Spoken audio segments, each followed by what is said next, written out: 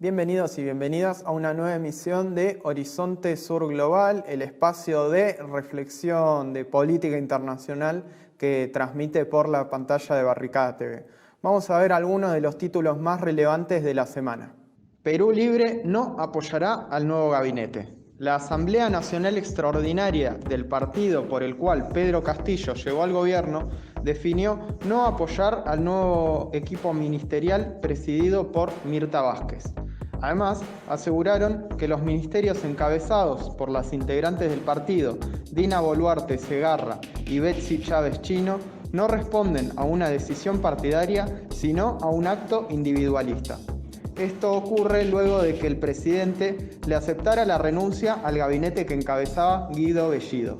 Por otra parte, Perú Libre anunció el reordenamiento de su bancada, en donde habrá expulsiones. Para ser aprobado el nuevo equipo ministerial presentado por Castillo, se necesita el apoyo de 66 integrantes del Parlamento, el cual está compuesto por 130 legisladores. Huipalazo en Bolivia. El oficialismo se movilizó en las principales ciudades del país en defensa de la huipala y en rechazo al paro convocado por los comités cívicos de la oposición. El desagravio a la bandera de los pueblos originarios se dio en Santa Cruz de la Sierra, bastión de la derecha boliviana liderada por el hoy gobernador Luis Fernando Camacho. Sectores afines a Camacho retiraron una huipala izada por el vicepresidente David Choquehuanca durante un acto protocolar. El presidente Luis Arce acusó a la oposición de pretender impulsar un nuevo golpe de Estado y dijo: "Si no quieren respetar las urnas, nos vamos a hacer respetar en las calles". Chile. El presidente Sebastián Piñera militarizó las regiones de Biobío y Araucanía. Decretó el estado de excepción durante 15 días con la participación de las Fuerzas Armadas. Piñera señaló que las protestas de comuneros mapuches son una grave alteración al orden público y que están vinculadas al narcotráfico, al terrorismo y al crimen organizado. La decisión se da luego de la muerte de Denise Cortés Saavedra, una estudiante que murió tras el accionar de carabineros en una manifestación a favor de las reivindicaciones del pueblo mapuche. El gobernador de la región de la Araucanía, Luciano Rivas, afirmó que la medida responde a un fracaso que ha venido ocurriendo por parte del Estado hace muchos años en temas de seguridad. Desde la oposición también señalan que es un intento de desviar la atención de los Pandora Papers, en los cuales figura Piñera. El estado de excepción es prorrogable por otros 15 días. Venezuela denunciará a Iván Duque ante la CPI. La vicepresidenta bolivariana, Delcy Rodríguez, informó sobre la dramática situación que están viviendo los migrantes venezolanos en Colombia. La mandataria indicó que sus compatriotas son víctimas de persecución, xenofobia y que también están siendo asesinados. Respecto a este punto, el gobierno señaló esta semana que 2 jóvenes murieron en el municipio fronterizo Tibú a manos de un grupo armado irregular.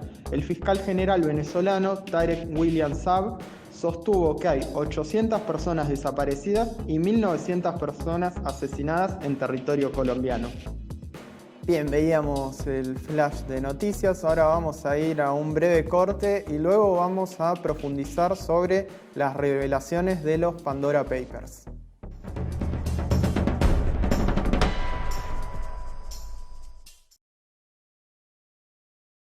El domingo 3 de octubre se conocieron los llamados Pandora Papers. Se trata de una filtración de información financiera que estaba oculta.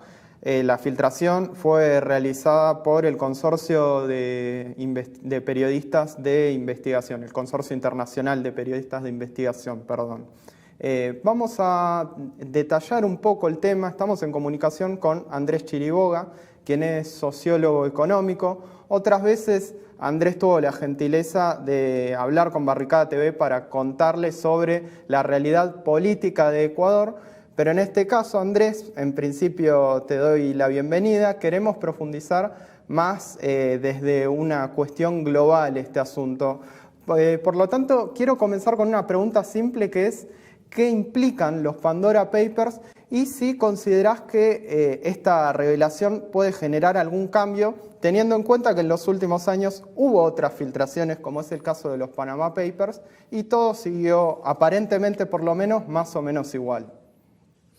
Muchísimas gracias, primero que nada, por la invitación. Un saludo caluroso a las personas que nos miran, nos siguen en Argentina y en otras partes de nuestro continente. Bueno, primero que nada, creo que es de resaltar algo que es de dominio público. Esta es la filtración de documentos más importante que ha habido a nivel de volumen, si es que la comparamos con los papeles del paraíso, los Paradise Papers, y los papeles de Panamá, los Panama Papers, que anteriormente eran filtraciones de un solo gabinete de abogados, digamos, en cada caso, que eran justamente los encargados de armar todos estos entramados offshore para líderes políticos, artistas, futbolistas, etcétera, etcétera. Bueno, cosas que sabemos. Ahora, el consorcio de periodistas de investigación, que aglomera alrededor de 600 periodistas investigativos, ha hecho una revelación de, estos básicamente son filtraciones de correos electrónicos de fuentes anónimas, el consorcio protege su fuente. En este caso son de 14 bufetes de abogados que están trabajando con una serie de paraísos fiscales. Y lo interesante es que aparecen, digamos, nuevas islas alrededor del mundo e incluso algunos nuevos paraísos fiscales que han ido apareciendo, como por ejemplo el estado de Dakota del Sur en los Estados Unidos, que en algunas jurisdicciones, por ejemplo, hablaremos un poquito de Ecuador con ustedes, todavía no constan, digamos, formalmente, porque son los nuevos paraísos fiscales, ¿no es cierto? No constan en los listados, pero poco a poco los países van a irse dando cuenta y los van a ir incorporando. Dakota del Sur específicamente es como el paraíso fiscal de moda de los súper ricos, ¿no es cierto? Entonces, es una filtración de información bastante grande. A nivel de impacto, ¿qué esperamos? Bueno, siempre preocupa un poco cuáles efectivamente pueden ser los resultados, pero al menos en filtraciones anteriores sí vimos algunas cosas, ¿no es cierto? Por ejemplo, el caso de Panamá, ¿no es cierto? Que, digamos, ha salido expuesta como una de las grandes jurisdicciones donde se tributa menos, donde hay muchísimo secreto bancario. Ya vimos que por el impacto de las anteriores filtraciones, todas estas normas de sigilo y demás han ido quitándose poco a poco. Entonces ya incluso les ha dado vergüenza a las autoridades panameñas y han ido, digamos, quitando algunas de estas desregulaciones, ¿no es cierto?, que permiten a los súper ricos ocultar sus fortunas, no pagar impuestos, incluso a algunas personas que lo que quieren es ocultar recursos que provienen de actos ilícitos, de corrupción, de lavado de dinero y demás. Entonces, sí hemos visto que algunos paraísos fiscales empiezan digamos, al menos a cambiar ciertas desregulaciones.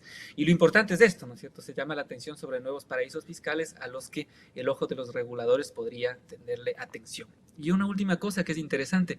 Miren, en el año 2017, fruto de justamente este tipo de filtraciones, en el Ecuador se hizo un referéndum, una consulta popular a todo el pueblo ecuatoriano, donde se decidió que los funcionarios públicos, ¿no es cierto?, desde el presidente de la República hasta la última persona que trabaja en el ministerio más chiquito o en la institución pública más chiquita en el Ecuador, no puede tener posesiones, fondos, bienes, dineros de ningún tipo en paraísos fiscales. Entonces es una norma que adoptó un país pequeño en Latinoamérica, pero que sentó un precedente interesante. Y justamente ese precedente está discutiéndose fuertemente ahora porque el presidente de la República, una vez más, porque es la tercera vez que se revelan sus operaciones en paraísos fiscales, antes cuando era candidato a la presidencia de la República y ahora ya como presidente, justamente se muestra que, digamos, no solo le ha mentido al país, y el perjurio es un delito penal en el Ecuador, como en muchos otros países de Latinoamérica y del mundo, sino que además ha incurrido en defraudación tributaria y finalmente viola esta ley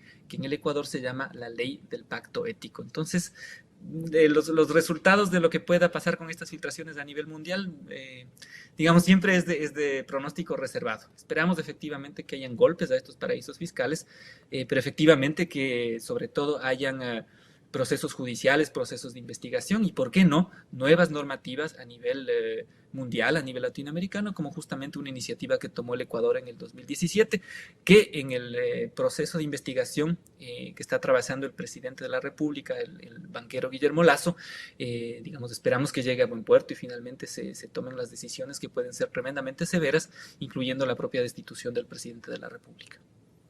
Interesante, Andrés. Siguiendo esta línea, una de las revelaciones de los Pandora Papers y también donde se hizo foco en los medios de comunicación es en los políticos de distintos países que aparecen en estas revelaciones. Es el caso, como bien mencionás, del presidente ecuatoriano Guillermo Lasso.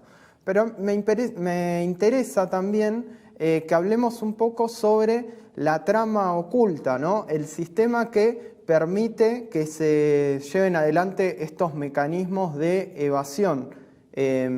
Los estados, los bancos y otros actores que permiten que esto suceda. Si querés contarnos algo sobre eso. Bueno, esta pregunta básicamente es cómo funcionan, digamos, estos paraísos fiscales o estas jurisdicciones de menor imposición o que contienen desregulaciones que facilitan el sigilo bancario. Básicamente las personas, por diversas razones, uno, por tratar de evitar el pago de impuestos, ¿no es cierto?, de manera completamente ilegal, ¿no es cierto?, estamos hablando de evasión tributaria o torciendo un poco las normas, ahí estamos hablando de elusión tributaria, lo que buscan es poner sus propiedades, sus recursos, sus empresas a nombre normalmente de empresas de papel, ¿no es cierto?, empresas que básicamente no son más que buzones electrónicos en estos países, ¿no es cierto?, en Panamá, en las Islas Caimán, en el estado de Dakota del Sur, donde son, digamos, direcciones básicamente constituidas por bufetes de abogados, cuya propiedad a su vez está directa o indirectamente ligada a las personas o a las empresas que efectivamente tienen la posesión de esos bienes o de esos recursos. Entonces se constituye, por ejemplo, una empresa en el estado ahora de Dakota del Sur, ¿cierto?, el paraíso fiscal de moda. A su vez, la propiedad de dicha empresa es un fideicomiso, ¿no es cierto?, que está constituido por una administradora financiera con la ayuda de un bufete de abogados, que son justamente estos a los que les han filtrado los correos electrónicos. Y luego, a su vez, incluso ustedes tienen unos entramados tan complejos como los del presidente de la República del Ecuador, Guillermo Lasso, que son como la mejor figura, me parece a mí, es la de las matrioshkas, que son estas muñecas rusas, ¿no es cierto? Una muñeca chiquita y luego hay otra encima y otra encima. Entonces, el dueño de la empresa es un fondo. Los beneficiarios del fondo son otros fondos. Los beneficiarios de ese fondo son empresas a nombre de otra persona. Y finalmente, en algún momento, los beneficiarios de la última capa del fondo son estas personas que son o bien millonarios, que lo que quieren es evitar pagar impuestos en sus países, o incluso personas que lo que quieren ocultar es recursos que provienen de delitos como la corrupción, como el tráfico de personas, como el tráfico de armas, etc. Entonces, básicamente, estas pequeñas islas o estos estados de los Estados Unidos, incluso, que es una cosa tremendamente contradictoria, pero bueno, ya no nos debería sorprender, básicamente te permiten, digamos, constituir estas diferentes capas que ocultan la propiedad final de los recursos y de las empresas, protegidos, por supuesto, por una serie de normas de sigilio bancario, ¿no es cierto? De alguna manera escapan los tratados internacionales y evitan que si en algún momento alguien lance alguna investigación, tengan que al menos fácilmente entregar este tipo de información. Eso es lo que te contaba en un momento, ¿no es cierto? Fruto de las filtraciones de los Panama y de los Paradise Papers, estas desregulaciones empezaron ya a alivianarse en el caso de Panamá. Entonces, por ejemplo, ya hay tratados entre los países que le obligan a Panamá a revelar cierto tipo de información. No así con estos nuevos paraísos fiscales que no tienen todavía ningún tipo de estas normas y que son espacios donde ya no hay, digamos, ni ley ni Dios alguno ahí donde se pueda conseguir información. Entonces, así es básicamente cómo funcionan estos complejos entramados, que lo que hacen es ocultan digamos, del camino, la propiedad real de quienes tienen recursos normalmente multimillonarios, bien habidos o incluso muy mal habidos. Andrés, hubo muchas críticas a la forma y también al fondo de esta cuestión. Me interesa compartirte las declaraciones de un economista argentino que se llama Juan Valerdi para ver cuál es tu opinión. Te cito textualmente. Valerdi dice: es una pelea de bandas entre una parte del sector financiero de Estados Unidos, respaldado por el Estado, y enfrente la vieja red de Inglaterra y sus socios de Estados Unidos, articulados por Panamá, Bahamas e Islas Vírgenes. Lo que plantea Valerdi básicamente es que no se trata de una autodepuración, sino que simplemente estas revelaciones tienen que ver con que un sector del sistema financiero internacional está atacando a otro sector. ¿Coincidís con esta lectura? Sí, no tengo, digamos, todos los detalles de este comentario, pero absolutamente, digamos, son sectores del capitalismo financiero, básicamente, que se aprovechan de este tipo de jurisdicciones para esconder su propiedad y no pagar impuestos. Efectivamente, además del origen de estos paraísos fiscales, justamente viene, digamos, de épocas coloniales, de las excolonias de Inglaterra, digamos, de estas pequeñas islas que han quedado ahí, donde efectivamente se han instalado estas jurisdicciones. Pero por supuesto, digamos, estamos hablando de un momento del capitalismo, lo que se conoce como un capitalismo hiperfinanciarizado, donde efectivamente el capital financiero transnacional lo que hace es, digamos, aprovechar incluso los momentos de crisis, la flexibilización financiera, para sacar ventaja, por supuesto con respecto a la gran mayoría de la población, pero incluso con respecto a otros sectores económicos. El caso ecuatoriano, digamos que lo conozco un poquito más, te muestra efectivamente cómo el capital financiero del país, que está muy conectado con el capital transnacional de otros países, efectivamente es quienes aprovechan este tipo de esquemas. También hay sectores económicos más oligárquicos, ¿cierto?, que tienen, digamos, sus posesiones incluso en otros paraísos fiscales, pero justamente ves ahí, ¿no es cierto?, las broncas. Unos tienen, utilizan unos paraísos fiscales, otros utilizan otros están yendo a los paraísos fiscales de moda, entonces sí se ve, digamos, esta economía política que incluso se encuentra a nivel de las élites y lo vemos en cada país. Digamos, son dinámicas que efectivamente existen dentro del capital financiero transnacional. Bien, otra de las críticas que se viene haciendo, uno de los señalados, suele ser la Organización para la Cooperación y el Desarrollo Económico, esto es la OCDE, por ser quien fija las reglas fiscales a nivel global, por así decirlo. Quiero preguntarte en principio si coincidís con que la OCDE tiene responsabilidad en todo este entramado. Y además, bueno, quiero preguntarte cómo podría hacerse un sistema global más justo, más distribuido y a la vez con menor evasión.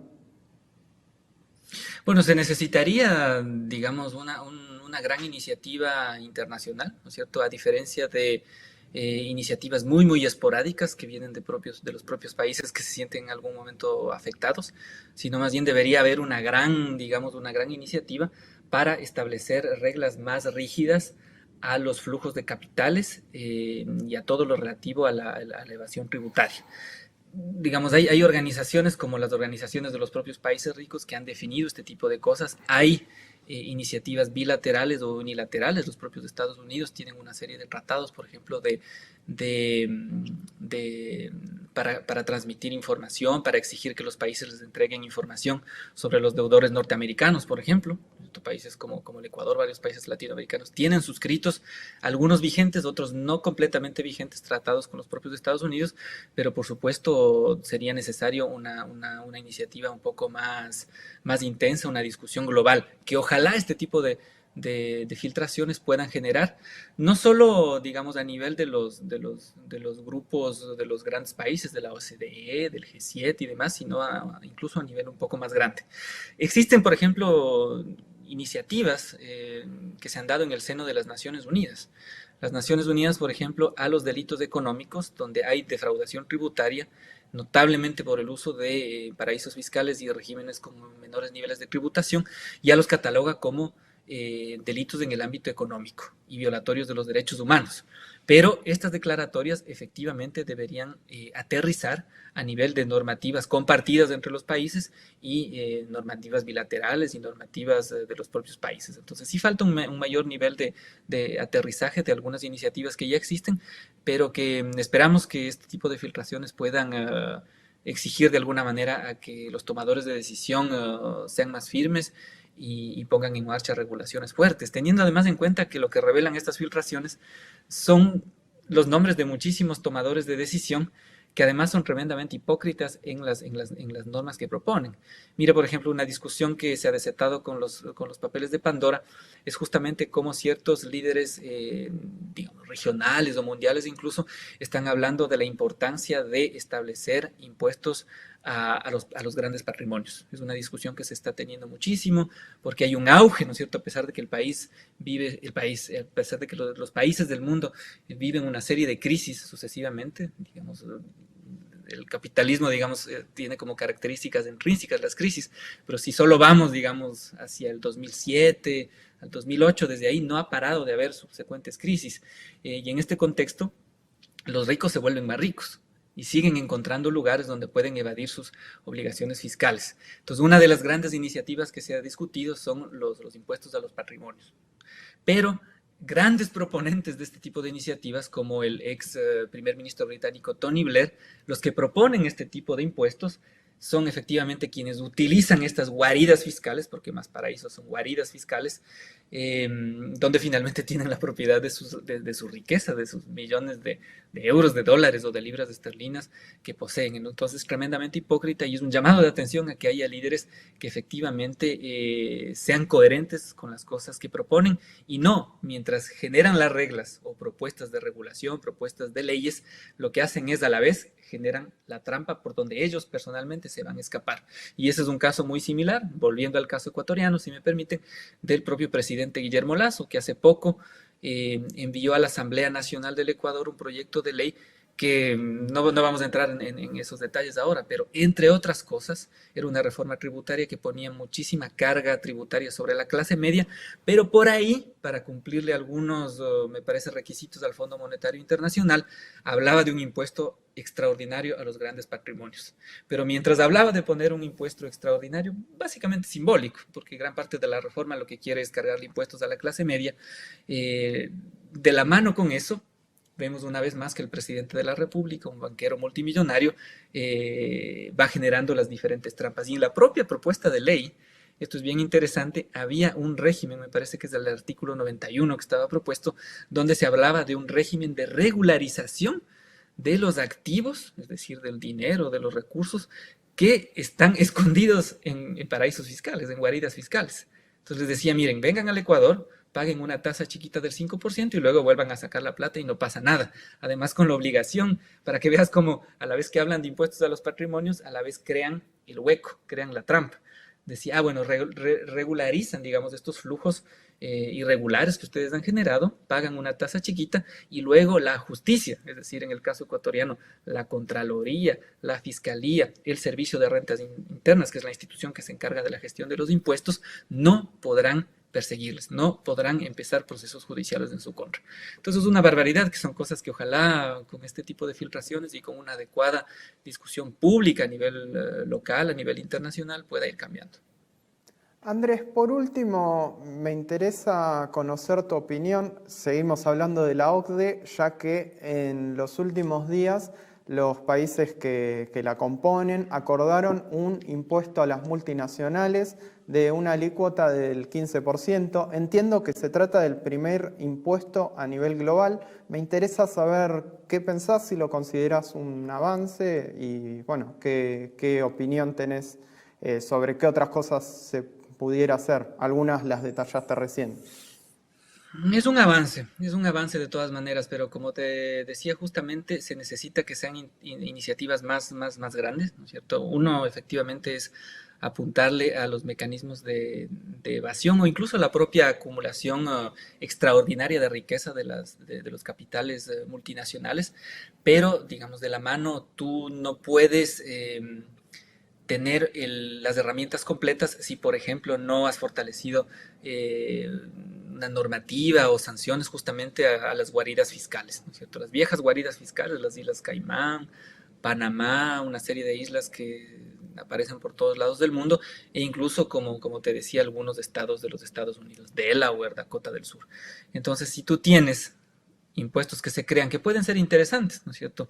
Tienes una recaudación, les permite a los estados alimentar y financiar programas importantes. Ahora justamente estamos todos los países del mundo atravesando una crisis que lo que requiere es mayor generación de empleo, mayor inyección de recursos a las economías, y ahí los estados cumplen unos roles fundamentales. La creación de estos impuestos se queda en la nada si las empresas multinacionales de todas maneras pueden ocultar la titularidad de sus capitales o incluso los flujos que hacen. Imagínate dos empresas multinacionales digamos, con sus domicilios establecidos en el estado de Dakota del Sur. Como les he dicho en el transcurso de esta conversación, el paraíso fiscal de moda de los súper ricos. Entonces, si tú tienes una transacción ahí entre dos compañías multilaterales y luego uno de los países de la OSDE, supongamos, digamos, que es una empresa multinacional de qué sé yo, una francesa y una alemana, alguna cosa así, o una francesa y una canadiense.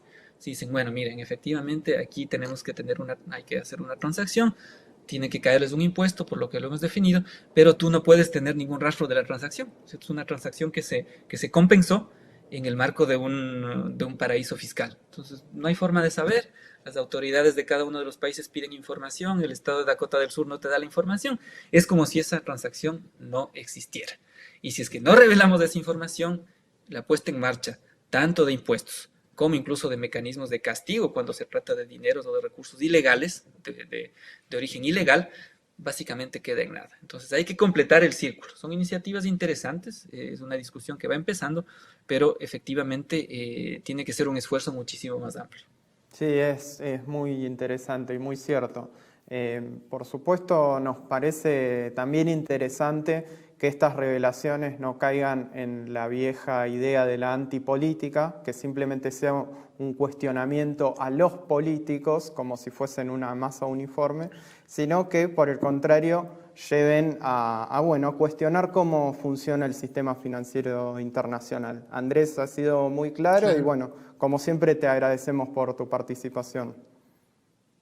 Muchísimas gracias, un fuerte saludo y me alegro muchísimo que ustedes estén ayudando a que esto se haga una discusión pública, porque son temas finalmente de interés público. Muchas veces el ciudadano, las ciudadanas piensan que son temas que no les interesan, pero finalmente el impacto fiscal o incluso la posibilidad de que estos recursos estén en cada uno de los países donde la riqueza se genera, no solo por los grandes capitalistas, sino por los trabajadores, son problemas que finalmente nos afectan a todos y a todos en el día a día. Entonces, importantísimo que esto se discuta, que se traiga a colación en la mesa, en el día a día de las personas, y ahí el rol que medios como ustedes hacen es sumamente importante. Felicitaciones por eso y siempre a las órdenes. Un fuerte saludo, un fuerte abrazo. Bueno, lo mismo digo, te agradecemos nuevamente y bueno, un saludo muy grande. Desde acá nos vamos a una pausa y seguimos con más Horizonte Sur Global.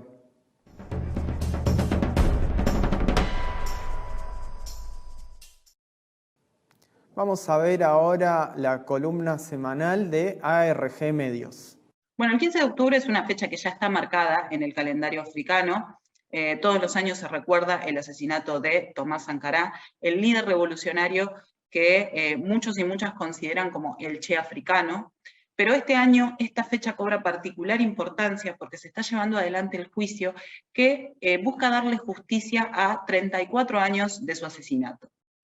Para quienes no los conocen, Tomás Sankara encabezó un proceso de transformación muy importante en plena década del 80, entre 1983 y 1987, en su tierra, Burkina Faso, que hasta antes de su llegada recibía otro nombre, Alto Volta, que era el nombre que había heredado como colonia francesa. Él decide rebautizarlo como Burkina Faso, que significa algo así como país de hombres íntegros. Sankara tenía una mirada profundamente antiimperialista, denunciaba el colonialismo francés, intentó llevar adelante un programa para dotar a su país de mayor autonomía para lograr el autoabastecimiento, defendía fuertemente la industria local, y en espacios de integración, como era la Unión Africana, defendía posiciones poco populares entre el resto de los líderes del continente, como por ejemplo el no pago de la deuda externa. Yo creo que de su legado hay que destacar una mirada de avanzada en algunas cuestiones que hoy hasta podemos pensar que son parte de un sentido común, pero que en ese momento no lo eran. Por un lado, una mirada ambiental. Él tenía una gran preocupación por la deforestación, así que impulsó programas para plantar árboles en franjas importantes del Sahel, y de hecho es una política que luego retomaron distintos líderes del continente, y en particular en lo que tiene que ver con los derechos de las mujeres. No solamente integró una parte importante, una cantidad importante de mujeres burkinesas en su gabinete, en áreas que eran consideradas estratégicas, sino que se encargó, por ejemplo, de abolir el matrimonio forzado, de prohibir la mutilación genital y de dotar a las mujeres de su país de mayores derechos económicos y patrimoniales para que pudieran ganar autonomía, y eso hasta el día de hoy se reconoce como parte de su legado. Quizás por todas estas razones, por haberse animado a hacer cambios tan importantes, es que se ganó las antipatías de varios sectores, obviamente de sectores ligados a Francia, de algunos de sus vecinos en África y en algunos casos también de sus propios socios políticos. Así es que en el año 1987 su número 2, quien supo ser su amigo, Blaise Compaoré, lo traiciona y lleva adelante un golpe de Estado donde es acribillado junto a otros 12 colaboradores. Ese hecho significó el comienzo de una dictadura en Burkina Faso que se extendió hasta el año 2014. Durante todo ese periodo se intentó minar la memoria de Thomas Sankara, se intentó borrar parte de su legado, pero con la huida de Blaise Compaoré a partir de 2015 del país, hoy él se encuentra en Costa de Marfil, se empieza a recuperar parte de la memoria de Thomas Sankara, y por eso también es que se ha logrado constituir, después de muchísimo tiempo, más de 3 décadas, un juicio que intenta darle justicia luego de su asesinato. Hay 14 acusados, entre los que destacan principalmente miembros militares, y, por supuesto, Blaise Compaoré, uno de los principales responsables, que ha decidido no presentarse presencialmente en los tribunales, pero que forma parte de los acusados, una causa que fue impulsada por varios burkineses y burkinesas, pero en particular por su esposa, que viene encabezando todo lo que tiene que ver esta campaña para poder exigir justicia. Conformar el jurado fue una dificultad importante, justamente por la complicidad política que existe entre el sector judicial y el sector militar. El 25 se van a retomar las primeras audiencias y se espera que esto sirva para recomponer, aún en la distancia, aún en el tiempo, la memoria de un líder tan importante para África y poder traer justicia después de muchísimo tiempo.